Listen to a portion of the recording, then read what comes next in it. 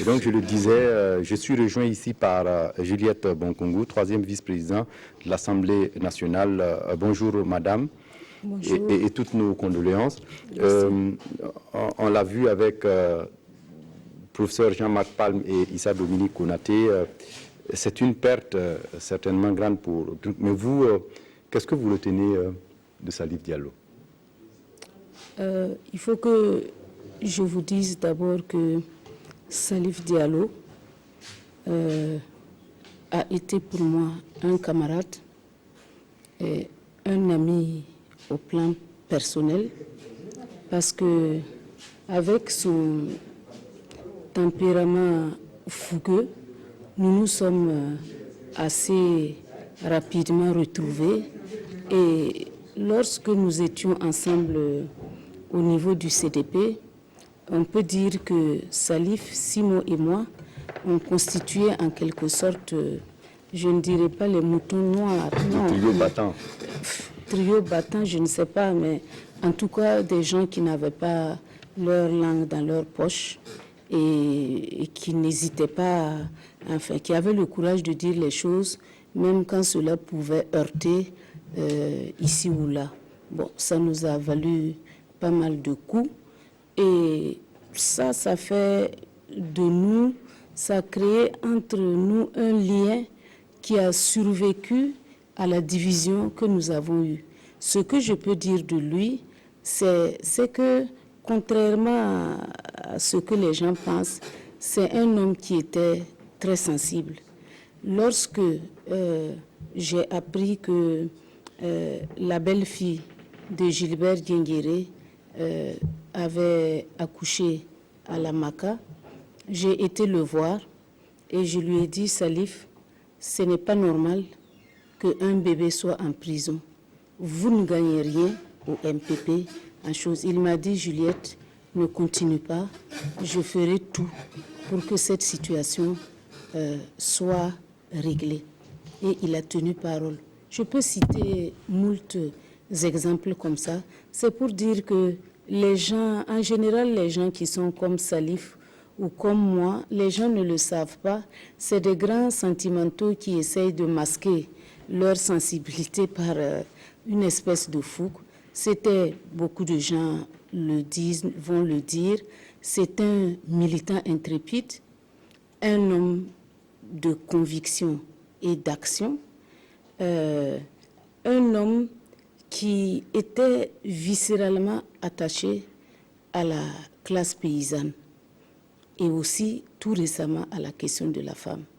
La dernière réunion que nous avons eue avec lui, c'était les femmes de l'Assemblée et lui, plus mon collègue Tamboura et d'autres, parce que il y a un projet qui le tenait à cœur, c'est qu'on organise un forum de la CEDEAO autour de l'autonomisation économique des femmes. Et il y tenait, il était très avancé, et il nous a dit de tout faire pour qu'en début septembre, voilà l'homme. Il voulait des résultats. Je vois que Issa Dominique, qui vient de nous précéder, a parlé de la gomme arabique. Je peux parler également d'autres projets. Et je peux rappeler qu'il était avec moi aux côtés du président Blaise Compaoré, qui était ministre de la Justice avec Simon, quand il est passé président. On avait quand même le courage d'aller lui dire ce que nous pensions. Ce que certains n'osaient pas dire. Ce que certains n'osaient pas dire tout haut. Bon, Salif a réussi plus souvent peut-être que nous. Et il en avait fait son bras droit jusqu'à ce que il se sépare. J'étais au Canada déjà, mais en tant que président de l'Assemblée, je retiens de lui que c'est comme quelqu'un qui savait que le temps pouvait être compté. Et le rôle était très chargé à l'Assemblée. Je ne parle même pas des sessions avec les projets de loi, mais je parle des commissions d'enquête, je parle des autres projets. Vous nous avez suivis avec tout récemment la réunion de la CEDEAO autour sur les dividendes démographiques. C'est-à-dire que c'est quelqu'un qui chose, mais c'est un politique. Un jour, on m'a posé la question que si je devais définir les trois, Salif, Simon et Roch, qu'est-ce que je dirais? J'ai dit que pour moi, Roch, c'est l'humaniste, Salif, c'est le politique, et Simon, c'est le militant. Et je retiens de lui ça. Parce que de nous tous qui avons traîné nos bosses depuis bientôt une trentaine d'années, je pense que il a toujours une vision politique en avance. En anticipation. En anticipation. Il est visionnaire. Oui, il est toujours dans l'anticipation. Et bon, c'est peut-être le lieu pour moi de dire que lorsque, à l'occasion d'un voyage à Abidjan tout récemment, Guillaume Soro a manifesté l'intention d'inviter l'Assemblée à l'ouverture de la session de l'Assemblée nationale de Côte d'Ivoire. Il m'a demandé, est-ce que, grande sœur, est-ce que tu penses que Salif pourra venir? Je lui ai dit, je ne sais pas si le président pourra être là, mais de ce que je connais de Salif, il enverra une délégation. Il a effectivement envoyé une délégation. C'est pour dire que c'est quelqu'un qui mettait son engagement politique, les intérêts du Burkina, au-delà de lui-même, sa personne, parce que, bon, faut dire quand même que beaucoup de choses ont été racontées en ce qui le concerne, proposition d'assassiner. Il n'est pas donné à tout le monde de s'élever au-dessus de son moi personnel. Donc, je retiens de lui une fidélité sans faille en amitié, un engagement pour le pays jusqu'à la mort, parce que je ne suis pas la seule. Combien de députés ont dit Monsieur le Président, vous êtes fatigué. Mais même les choses que on voyait que, je vois par exemple notre collègue, le deuxième vice-président, Charles, Lona Charles, nous a invités dans son village. Le jour quand il est arrivé, on sent qu'il était fatigué, mais il tenait à faire le déplacement, à prendre la parole. Bon, qu'est-ce que vous voulez? Moi, aujourd'hui, comme tous les députés, ce fut quand même un choc, parce que nombre d'entre nous lui ont parlé hier. Bon, il annonçait son retour, si je ne me trompe pas, pour aujourd'hui. Et bon, et la nouvelle est arrivée comme ça. Les choses se sont passées. Mais je me dis, mon collègue et moi, on se dit, il est parti sans souffrir. Il est parti sans souffrir. Il a essayé de rendre sa vie utile. Qu'est-ce que vous voulez? Bon, cette vie-là, il y a un proverbe aussi qui dit que c'est un marché. Chacun rentre et puis il sort. Et moi qui suis catholique pratiquante, la Bible nous dit que priez car vous ne connaissez ni le jour ni l'heure. Donc, bon, je pense que nous avons eu une réunion ce matin, une réunion du bureau de l'Assemblée. Nous avons dit que, bon, au-delà des émotions, nous devons nous mettre tous debout, nous tenir la main pour faire en sorte que ce pourquoi il s'est battu, notamment en créant un bureau consensuel.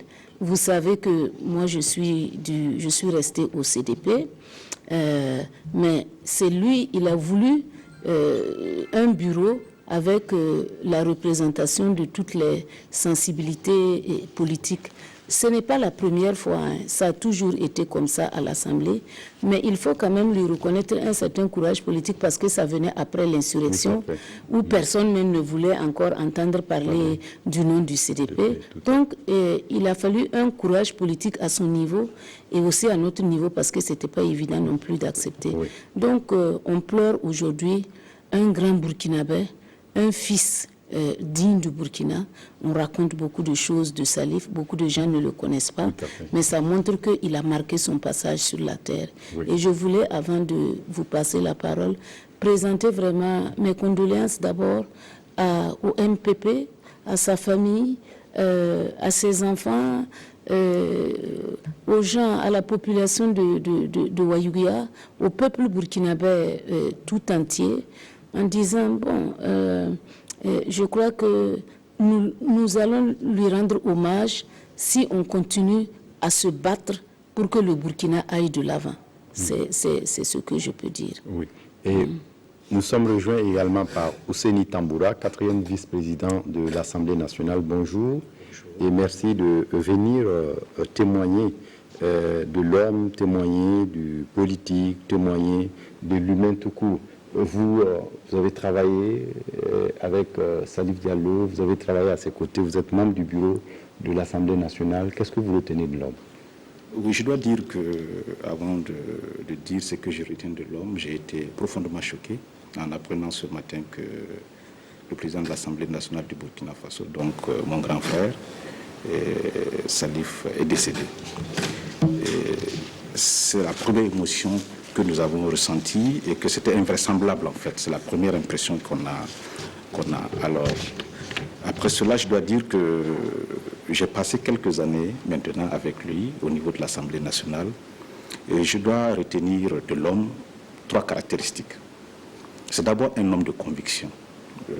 Lorsqu'au cours des réunions du bureau de l'Assemblée nationale ou dans d'autres instances du parti, lorsqu'il avait une idée, une position, il la défendait, il l'expliquait. Ça, c'est très important. C'est aussi un homme d'action, parce que le président Salif, c'est quelqu'un qui voudrait s'éloigner du discours pour demander des résultats, pour demander des actions, parce qu'il avait conscience, effectivement, qu'il y avait une sorte d'impatience des populations par rapport à un certain nombre d'avancées, j'allais dire, socio-économiques. Et puis enfin, je retiens de l'homme qu'il est un travailleur. Je ne sais pas si ma grande sœur a noté cela. Nous étions toujours en train de lui dire, vous semblez travailler au-dessus de vos capacités physiques. Ça, nous le sentions. J'ai quelques anecdotes. Nous pouvions travailler sur un dossier avec lui. Et il disait, bon, écoute, Tamboura, on arrête parce que j'ai encore des audiences, je vais les assurer. Mais il faut qu'on se retrouve à la maison pour poursuivre les dossiers. Vous voyez, ça veut dire qu'il n'arrêtait pas de travailler. Même à la maison, il avait son bureau, il travaillait sur les dossiers, il recevait les uns et les autres. Je me souviens également que récemment d'ailleurs, lorsque nous sommes allés à Dori, nous avions un dossier que nous n'avions pas bouclé, certainement la réunion dont parlait Mme Bonkongo sur le dividende démographique. Il m'a dit, écoute, tu me rejoins à l'aéroport parce qu'il faut qu'on aille à Dori, mais tu viens avec le dossier pour qu'on échange. Et c'est dans l'avion que nous avons travaillé ce dossier. Nous sommes allés à Dori faire les cérémonies, j'allais dire, de sortie des enseignants du primaire. Nous avons assuré avec le maire de Dori la pose de la première pierre. Et quand nous sommes remontés dans l'hélicoptère, c'est encore du travail. Et ça, c'était Salif. Donc je pense que quand un homme laisse ses vertus, je crois que c'est ce qu'il faut retenir de lui. Donc nous, plus jeunes, n'ayant pas eu forcément cette proximité politique de longue durée comme ma grande sœur, nous retenons véritablement ces valeurs de l'homme. Oui. Je dois dire aussi, c'est quelqu'un qui est très rigoureux, parce qu'il peut vous confier une mission, et quelques 5 minutes après, il vous demandait encore où vous en êtes. Bon, vous avez même envie de lui dire, mais on n'a même pas encore eu le temps de mettre les choses en marche, mais ça veut dire qu'il était attaché véritablement à l'action, il était attaché au résultat, et c'est ce qu'il faut retenir. Et ce qu'il faut dire aussi, c'est peut-être que l'Assemblée nationale est endeuillée, véritablement, en ce sens qu'on se pose des questions, c'est un vide que nous ressentons déjà, mais ce n'est pas le moment de se poser ce type de questions. Le peuple burkinabé également va ressentir ce vide, parce que moi je peux vous dire, en raison d'un certain nombre de sujets que nous avons traités, qu'il était attaché à ce peuple, à ce que ce peuple soit véritablement au centre des intérêts de tous les politiques. Je peux vous faire l'histoire des commissions d'enquête. C'était une préoccupation de savoir est-ce que véritablement dans toute cette action politique que nous menons, est-ce que les actions que nous posons iraient dans les intérêts du peuple? Ça le préoccupait beaucoup. Pour convenir qu'il fallait arriver à un diagnostic sur un certain nombre de secteurs productifs économiques qui pouvaient tout de suite engendrer, j'allais dire, un mieux-être chez les populations. Donc on se rappelle les commissions d'enquête sur le foncier urbain. Et le secteur des mines, parce qu'il voulait là un diagnostic qui permettrait au gouvernement naturellement d'aller très vite afin que le peuple ressente les changements, que le peuple ressente les retombées. C'était une réunion à Koudougou que nous avons tenue. Nous n'étions pas partis à Koudougou avec l'intention de faire des commissions d'enquête, mais c'est des discussions, des échanges qu'il est ressorti qu'il y avait cette nécessité d'arriver à ce type de commission d'enquête. Et là, j'ajoute, il a dit, allez-y rencontrer les autres groupes parlementaires, qui sont des groupes politiques du Parlement, parce que nous étions majoritaires pour conduire les commissions d'enquête. Mais il a dit, vous allez rencontrer les autres présidents de groupes politiques et vous essayez de discuter avec eux. Et vous voyez, toutes ces commissions d'enquête ont eu des résolutions votées à l'unanimité. Il n'y avait pas de voix discordante sur la pertinence, les objectifs qui étaient recherchés.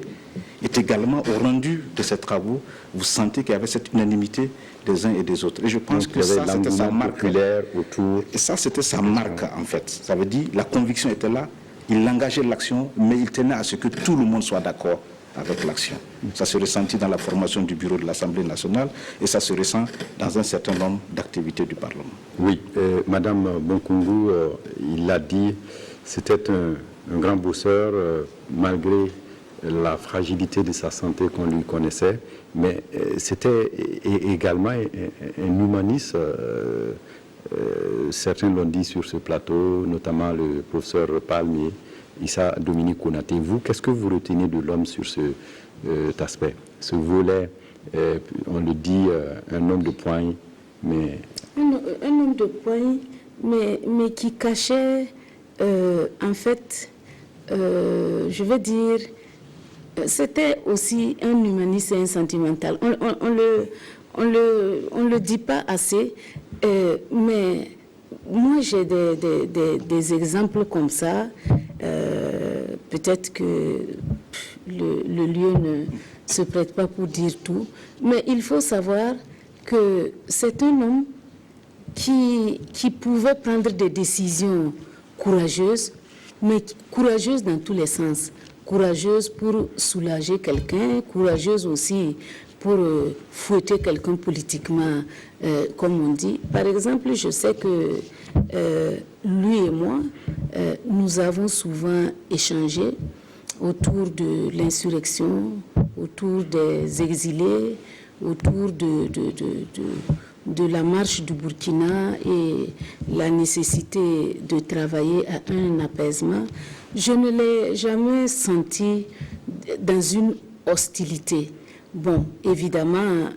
c'est la confrontation d'idées. Oui, c'est la confrontation d'idées. Et il y a un élément que j'ai oublié. Vous savez, quand il a eu sa première crise, sa première attaque qu'il a fragilisé, comme nous avions, on était ensemble, il m'a dit, tu sais Juliette, le médecin m'a dit que si j'ai une deuxième crise, je ne survivrai pas à ça. Donc, chaque fois que je le voyais un peu fatigué, je lui ai dit, tu te souviens de ce qu'on t'a dit. J'ai dit, tu te souviens de ce que le médecin t'a dit. Donc, c'est pour dire, quelqu'un qui savait, c'est pas quelqu'un c'est lui-même qui m'a dit... Donc, il était conscient de sa situation de santé. Il était conscient de la précarité, de la fragilité de la situation. Même des moments, je vois, pour prononcer parfois des discours, on voudrait qu'il reste en place et qu'on lui amène le micro. Il tient à se lever à chaud, tout en sachant la précarité vraiment et la fragilité de sa situation de santé. Bon, je dis ça parce que c'est très important aujourd'hui que peut-être on laisse à la jeunesse qu'effectivement on peut travailler jusqu'à la mort. C'est ça, parce que bon, après toutes ces années, bon, il pouvait couler une retraite paisible, je ne sais où. Bon, mais l'Assemblée a fonctionné vraiment, on a carburé à 180 à l'heure et même pour aller toute sa dernière sortie au niveau de chez notre collègue Louana Charles, il a éprouvé le besoin de passer encore dans d'autres localités pour pouvoir... Dehors de la Liraba, oui, il est passé par c'est dire que c'est quelqu'un qui ne ménageait pas sa peine. C'est quelqu'un qui ne ménageait pas sa peine. Et c'est un grand Burkinabé. Je crois qu'on peut dire les choses comme ça. C'est un grand Burkinabé. Ce n'est pas un faiblard, loin de là. Et comme tout un chacun, il a commis certainement des erreurs. Mais je retiens que son engagement pour le pays, sa volonté de vouloir sortir ce peuple-là, n'était pas une volonté feinte. C'était vraiment une conviction. C'était une conviction. Et bon... Oui, donc pour vous, Ousseini Tamboura, au niveau de la majorité présidentielle aujourd'hui, certainement que l'heure n'est pas forcément à se dire c'est un vide qu'il laisse, mais comment travailler pour relever le défi. Oui, c'est surtout ça. Même au-delà de la majorité, je pense que c'est vraiment une perte pour l'ensemble du pays, de mon point de vue, pour l'ensemble de la classe politique. Parce que, bon, vous n'ignorez pas tout son parcours. Comme aimait à le dire un ancien Premier ministre, vous savez, notre monde, c'est la loi de l'arrivée et du départ. Salif est arrivé, il a joué vraiment toute sa partition à toutes les étapes de la vie politique de notre pays. Il a été là, il a été visible, il a été conséquent, il a été courageux, il a posé des actions. C'est ça le plus important. Et je pense aussi qu'il est parti, de mon point de vue, de la meilleure façon et de la meilleure manière. Parce que quand vous quittez ce monde sur le champ de lutte, il n'y a rien de tel. Et on retient de l'homme qu'il faut travailler jusqu'à la mort. Et je pense que c'est peut-être un héritage qu'il laisse aux plus jeunes que nous, de dire que ce peuple-là, il faut se battre jusqu'à la mort pour lui. Et c'est ce que je voudrais véritablement partager comme émotion en ce moment. Et sinon, comme elle l'a dit ce matin, le bureau de l'Assemblée nationale a tenu une réunion et naturellement, nous attendons le programme officiel des obsèques pour que le peuple burkinabé lui rende cet hommage mérité, qu'il soit un hommage populaire et un hommage de ses camarades, de ses collaborateurs, qu'il soit du MPP ou d'autres partis. Je pense qu'il va, en tout cas, de notre point de vue, être reconnu comme un véritable Burkinabé. Et c'est ce que nous attendons du peuple. Oui, nous également, nous attendons le programme officiel et on verra dans la mesure de nos possibilités et qu'est-ce qu'il faut proposer aux Burkinabés pour les accompagner dans ces moments durs que le pays traverse. On le sait, il n'y a pas une semaine, le pays a été frappé par des attaques terroristes et aujourd'hui on perd également un grand homme, un grand politicien, un grand fils du Burkina, comme l'a dit Juliette Monkungu. Voilà, je rappelle que Juliette Monkungu est 3e vice-président de l'Assemblée nationale et également vous, Ousseini Tamboura, 4e vice-président de l'Assemblée nationale, vous êtes venu témoigner de Salif Diallo qui nous a quittés ce matin même à Paris. Voilà, c'est tout pour cette émission spéciale. On vous retrouvera dans d'autres occasions pour d'autres informations si besoin il en était. Et pour l'instant, on s'arrête là et à très bientôt.